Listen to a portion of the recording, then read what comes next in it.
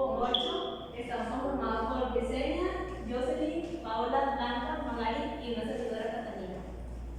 El tema se titula Teoría Estructuralista de la Administración.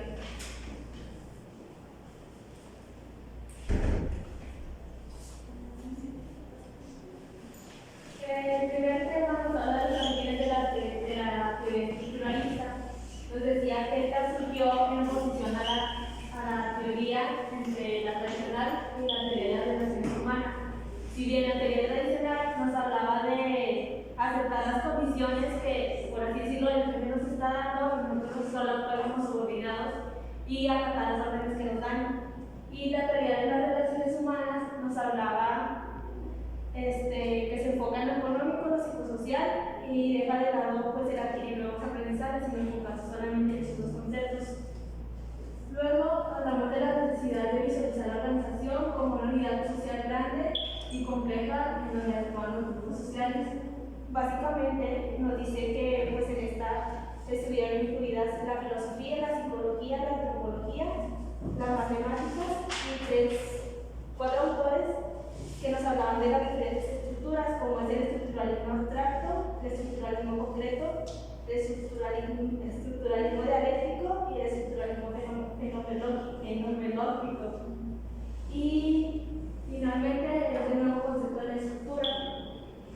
Nos decía que la estructura es un conjunto formal de dos o más elementos y que se mantiene incluso con la alteración de algunos de sus elementos, es decir, que esta no se derrumba, por así decirlo, aunque alguno de sus elementos se siga faltando dentro de ella.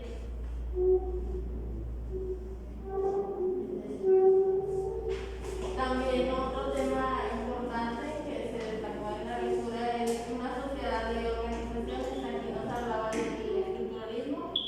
Nos decía que el estructuralismo se amplió sus estudios entre los grupos sociales, iniciando por la teoría de relaciones humanas. También nos decía que las organizaciones pasaron por cuatro etapas de desarrollo largas, como es la etapa de naturaleza, donde nos dice que los factores naturales pues, constituyen la base única de lo que es la subsistencia de la humanidad. También como segunda etapa es la etapa del trabajo. Aquí se inicia una verdadera revolución porque se inició lo que es el trabajo, se dio el trabajo. La tercera etapa es la etapa del capital. Como su nombre lo dice, pues el capital prepondera sobre lo que es la naturaleza y el trabajo, transformando estos como unos factores de la vida social. Y por último, la cuarta etapa, que es la etapa de la organización. Aquí, junto con la naturaleza, el trabajo y el capital, estos tres someten a lo que es la organización. ¿Me puedes explicar? La sociedad contaba con varias etapas, también son cuatro, para poder lograr alcanzar un alto grado de industrialización. La primera etapa es el universalismo de la Edad Media, caracterizado por el espíritu religioso. Como segunda etapa, el liberalismo económico y social, caracterizado por el desarrollo del este mismo, el capitalismo. Y la tercera etapa, el socialismo, obligando al mismo capitalismo a dirigirse por el camino de un desarrollo posible. Y por último, la cuarta etapa, que es la actualidad. Esto se caracteriza principalmente porque por una sociedad de organizaciones. La ciencia diapositiva, seguimos hablando de las organizaciones. Estas, como sabemos, constituyen la forma dominante de una institución de una sociedad moderna o actual, como lo queramos llamar. Nos hablaba también de que se constituía un solo tipo de organización, que es la organización formal. Como su mismo nombre lo dice, pues se caracteriza por las reglas, reglamentos y por la estructura jerárquica en la que ordena las relaciones entre todos sus miembros. En la última diapositiva nos habla de lo que es el hombre organizacional, o como lo queramos llamar, hombre moderno. Cuenta con cuatro características principales. El hombre organizacional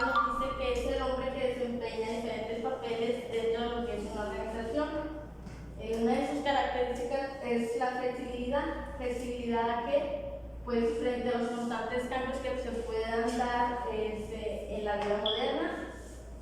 Otra característica es tolerancia a las fluctuaciones, esto para poder evitar el desgaste emocional que se vaya a dar dentro de las necesidades que se deriven de la organización, ya sean individuales o en la organización.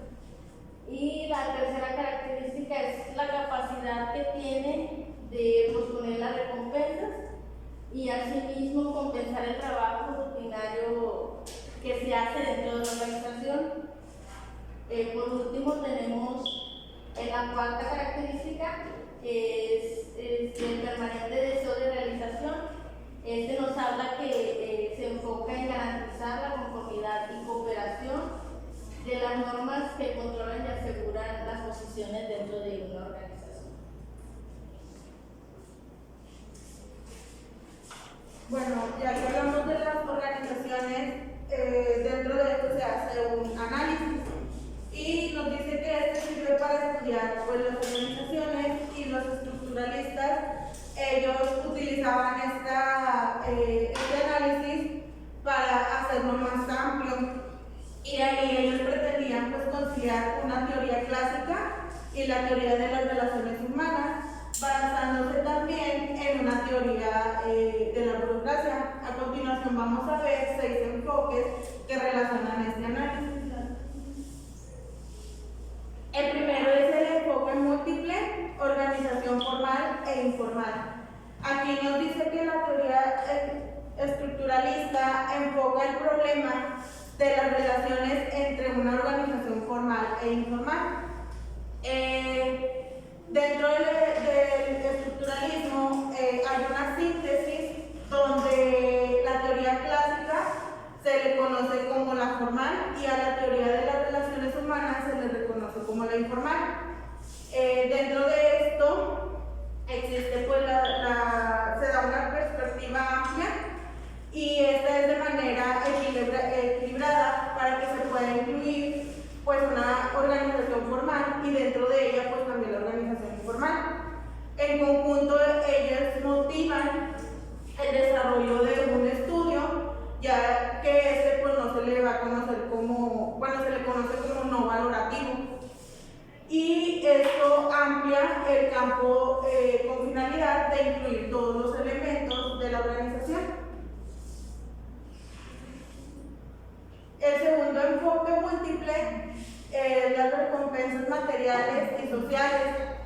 Aquí nos dice que las recompensas son utilizadas por la organización para que la persona pues pueda hacer, se le motive más bien a la persona o a los empleados. Y nos dice que los estructuralistas, ellos combinan estos estudios dentro de la teoría clásica y también dentro de la teoría de las relaciones humanas. El significado de estas recompensas pueden ser salariales y sociales, y todo lo que se incluye en ella son símbolos de posición. Aquí lo que hace pues es de manera importante en la vida de cualquier organización.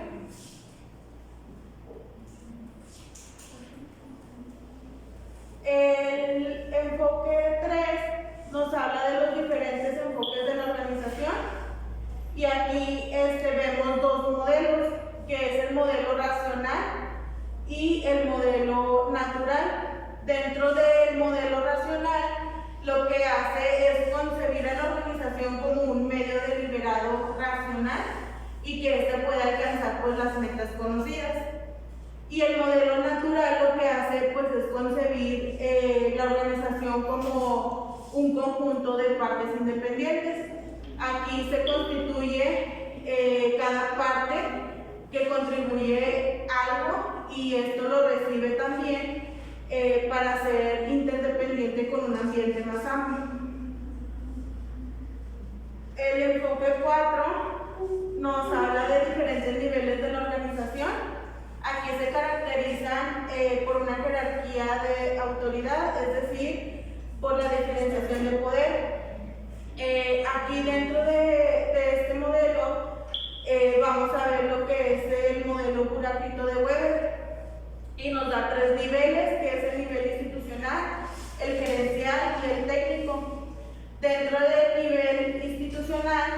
entran lo que son pues, los directores y ellos lo que hacen son tomar las decisiones. En el nivel gerencial, los que aquí lo involucran son los gerentes y jefes, y ellos lo que hacen pues es planear las actividades que se van a realizar. Y el nivel técnico, entran los supervisores y ejecutores. Aquí lo que se hace pues, son las operaciones, es decir, ya ponen en marcha las actividades que ya se plantearon. El enfoque 5 nos habla de la diversidad de las organizaciones. Aquí en este se habla de un campo más amplio dentro de este análisis, con finalidad pues, de incluir otros tipos diferentes de organización, que vienen siendo pues, las fábricas, organizaciones pequeñas, medianas, grandes, ya sean públicas o privadas. Y el enfoque 6, el análisis interorganizacional, nos habla de que esta parte de la presuposición de que la organización se funda por medio de una base de transacciones o con otras organizaciones que pueden promover la interacción entre otras organizaciones.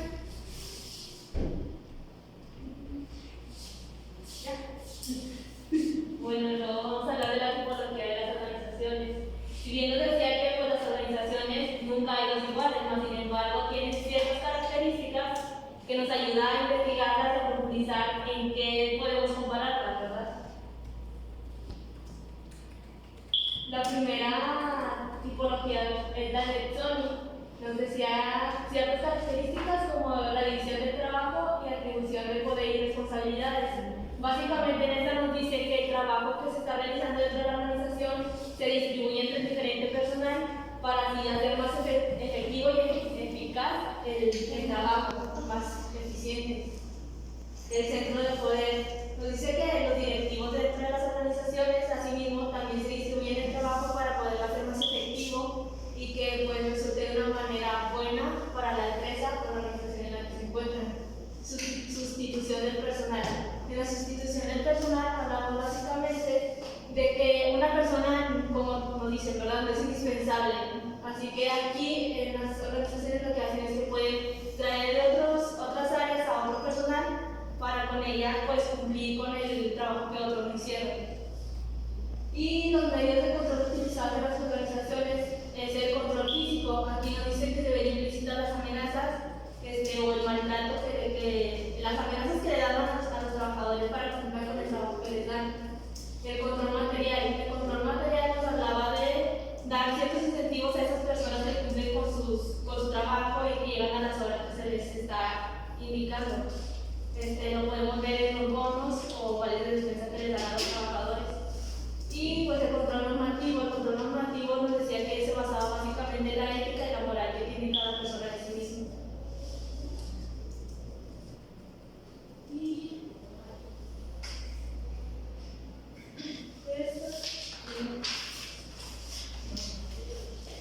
Las organizaciones coercitivas, pues como les dije, las organizaciones coercitivas se basan en los premios y castigos, es decir, pues algunas veces depende del trabajador si se incentiva con un premio o sea amenaza o se da un castigo, ¿verdad?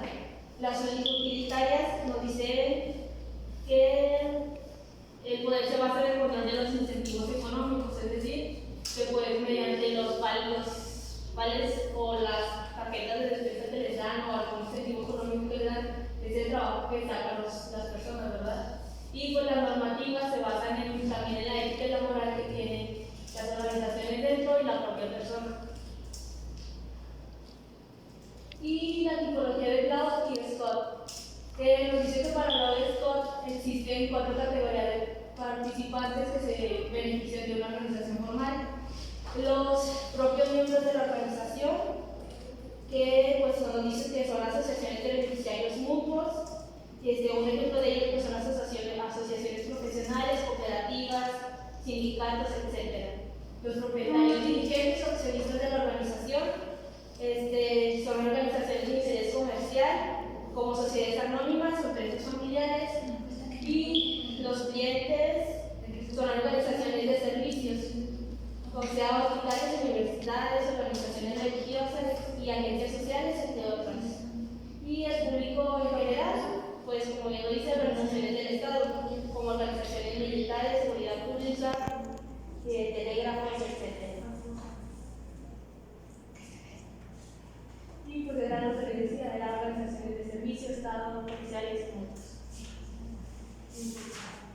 y esa es la rayita donde nos representa cada uno de los del beneficiario principal, el tipo de organización y el ejemplo que nos da de cada uno de ellos. Bueno, yo les voy a hablar sobre los objetivos organizacionales. Si bien os decía que las organizaciones buscan mucho los objetivos ya que son su razón de ser, prácticamente viven para estar cumpliendo estos objetivos ya que es su imagen que pretenden alcanzar en un futuro. Ya cuando ese objetivo se alcanza, pues ya esa imagen pasa a ser parte de ellos y se vuelven a buscar nuevos objetivos que puedan hacer que la empresa pueda crecer. También nos decían que para ellos, pues como decía, es muy importante los objetivos ya que con ellos también se puede medir la eficiencia que tiene la organización. Si estos objetivos no se cumplen a como ellos los están proponiendo, pues prácticamente la empresa no está funcionando correctamente y pues se tiene que hacer un cambio de objetivos para poder alcanzar las metas que tienen. Aquí nos dice que los objetivos tienen varias funciones. Una de ellas es la presentación de una situación a futuro, una situación que ellos quieran alcanzar, que a lo mejor en el momento no la tienen, pero pues hacen un lapso de tiempo para poder llegar a ella. El segundo son que los objetivos pues constituyen como una fuente de legitimidad que hace que se puedan especificar las actividades que la organización tiene y que pues sí esté en existencia, porque si no se comprueba con algo, pues prácticamente pues la organización no está existiendo.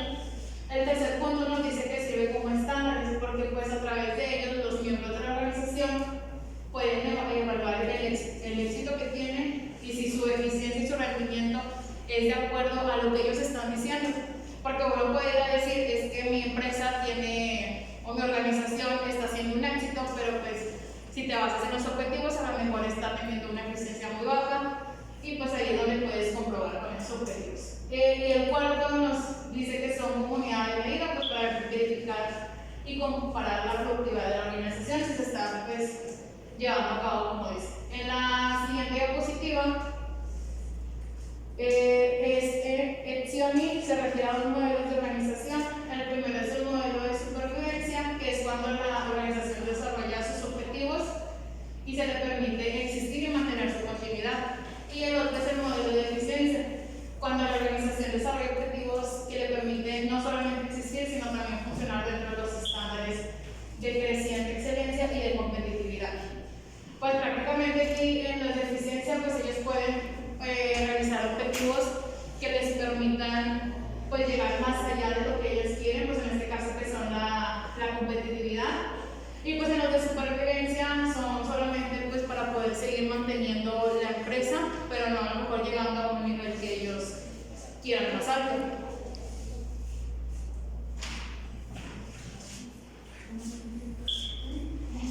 El siguiente tema es ambiente organizacional. Aquí lo que se hace en las organizaciones viven en un mundo ya sea humano, social, político o económico, y para ellos pues existe un contexto el cual se le denomina como el ambiente.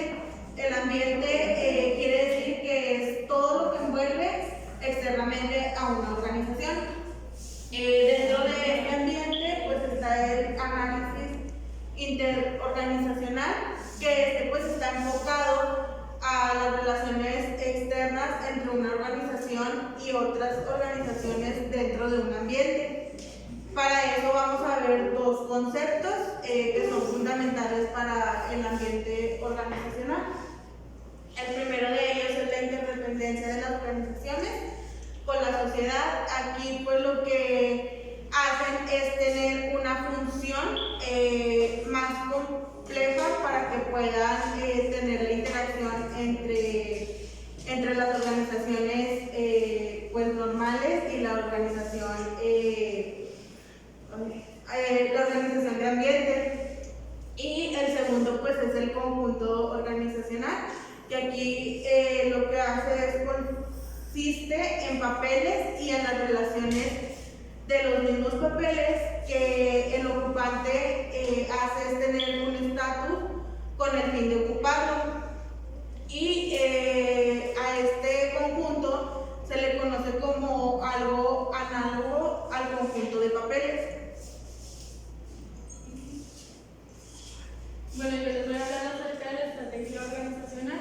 y nos dice que las organizaciones pueden adaptarse para cambiar y cumplir diferentes requisitos, ya sean ambientales o viceversa, pueden alterar el ambiente de una forma que se adecue más bien la capacidad de ellas. Y nos explicaba que los estructuralistas existen competencias y una cooperación.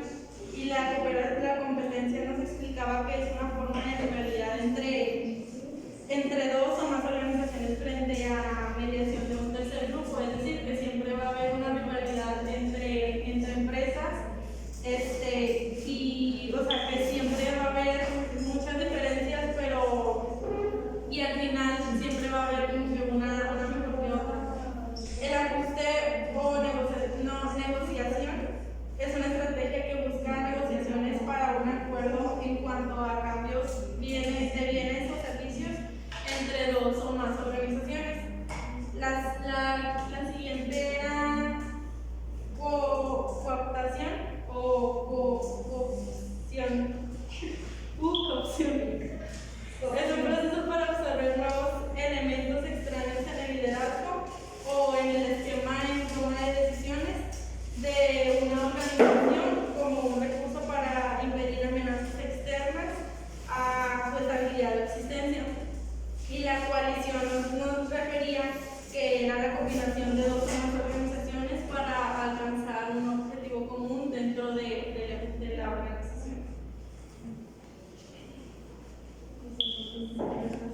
Yo les voy a hablar acerca de los conflictos organizacionales y nos decía que conflictos involucran ideas, sentimientos o actitudes que son diferentes y que por eso se puede tener un choque.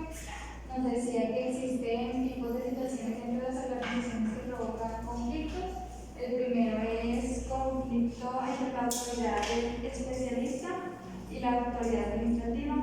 Aquí nos decía Edson que sugiere tres tipos de organizaciones.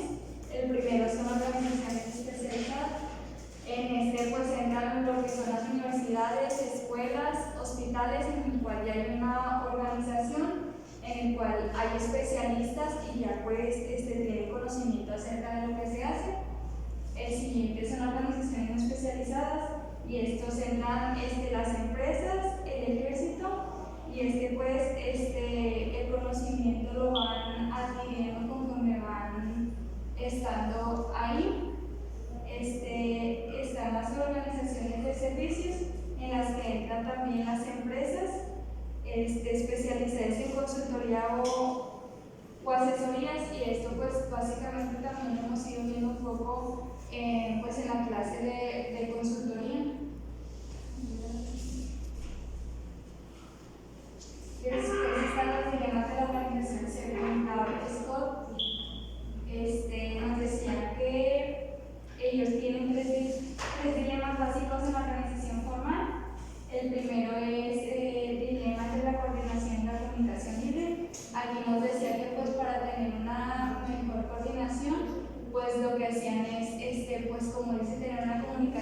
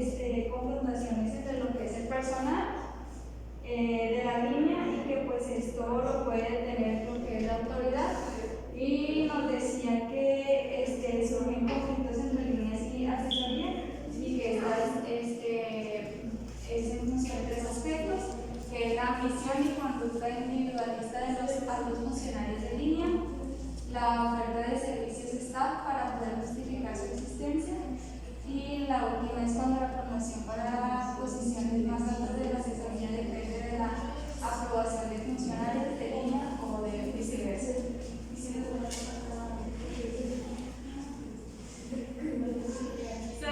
Y el siguiente tema es actividades contra la organización y nos explicaba que los estructuralistas analizan la organización bajo un punto de vista inmensamente crítico que a veces incluyen los autores del enfoque estructuralista.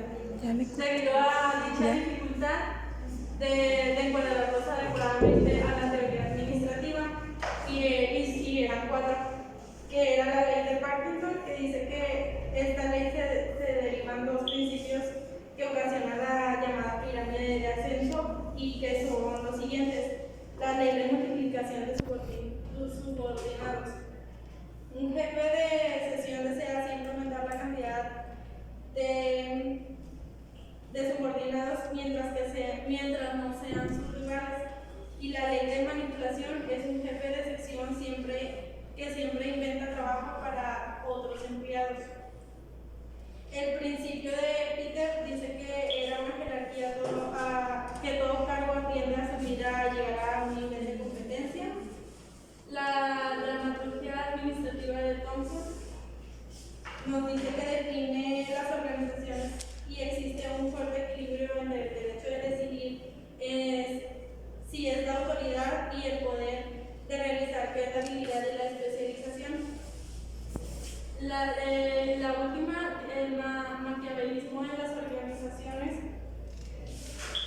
nos explicaba que su relativismo moral, entre otras palabras, es un desapego moral. Ya por último nos hablaba acerca de la precisión crítica de la teoría estructuralista. Nos decía que para una rápida apreciación se podrían revelar 7 puntos. El primero era la convergencia de los enfoques divergentes, que es algo que se llama el enfoque en análisis de las organizaciones, que es donde está en conjunto la teoría clásica, las teorías de las relaciones humanas y la teoría de la burocracia. En el segundo nos hablaba acerca de la ampliación del enfoque, que era cuando el punto de enfoque va dirigido hacia el individuo, que es acerca de la teoría clásica, y que va dirigido para el grupo, que es el de las teorías de las relaciones humanas. El tercero es el de doble tendencia teórica, que nos hablaba de dos puntos, que era la integradora y el conflicto, que estos son coexistencias integradoras que tienen las teorías relevantes. El cuarto nos hablaba acerca de los análisis organizacional más extenso, que era acerca de la teoría estructuralista, que estimulaba el estudio de organizaciones no industriales y de organizaciones no lucrativas. En la siguiente diapositiva nos hablaba acerca de la inadecuación de las tipologías organizacionales que son ofrecidas por los estructuralistas y criticadas por sus limitaciones en cuanto a la aplicación práctica.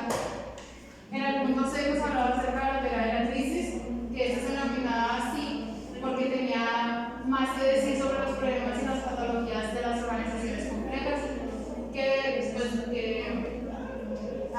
como normalmente se hablaba. En el último punto nos hablaba acerca de la teoría de transición y de cambio, que esto es el campo que todo parece estar en un estado de crecimiento y donde ya la empresa como que ya está subiendo su nivel y ya